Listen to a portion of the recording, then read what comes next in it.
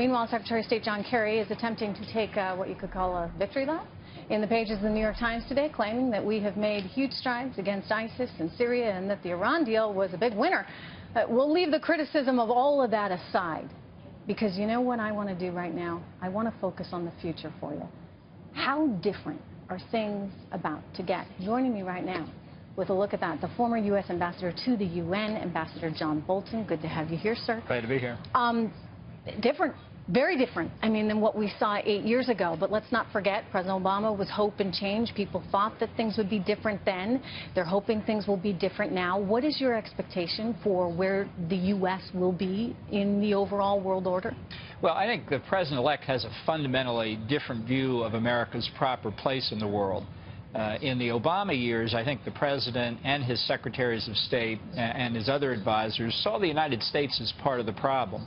We were so big, so pushy, so assertive, so successful that we caused others to behave in ways that were harmful to international peace and security. Now, I think that's like looking at the wrong end of a telescope. I think it's American strength that preserves international order. And I think if I had to pick one thing that was significant from the campaign about the Trump view, it's that he wanted to rebuild the American military from the devastating budget cuts of the Obama years, because the military strength that we have feeds directly into political strength and into economic strength by preserving some minimal international order. Now, it's tied in with the domestic economy. You can't have a strong presence internationally without a strong domestic economy. The two are very closely related. I think Trump understands that in a way Obama never did.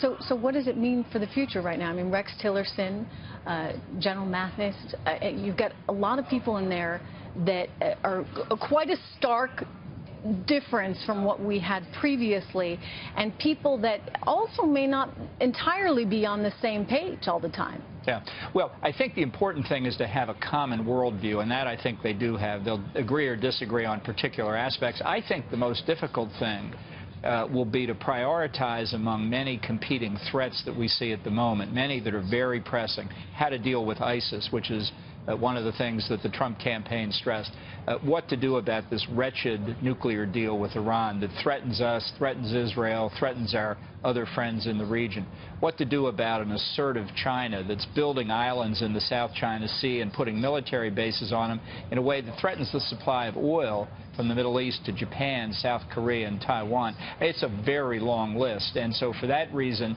there's a lot of work that needs to be done very quickly. A fast start, I think, is important, but to keep in mind what things have to be done first. What is your thought on Rex Tillerson and whether he's up to the task? Well, I think what his background demonstrates is the capacity to deal with complex problems on a worldwide basis. And I think that's important. And I think there is something to be said for bringing people into the government who have not been burdened with government experience.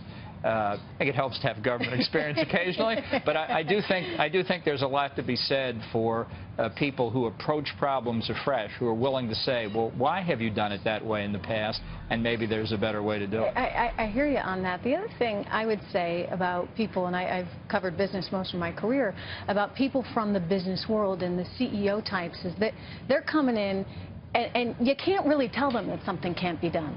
And they're very results-oriented, very bottom-line oriented. So they want to see change, and they don't quite have the patience that maybe some in Washington do. But I think that's for the better right now. Impatience is a virtue in dealing with the government. I can tell you that from my own experience. I think, though, it's important to recognize that over a 50, 70-year period, the government has become a creature very different from the private sector. Each department has its own culture.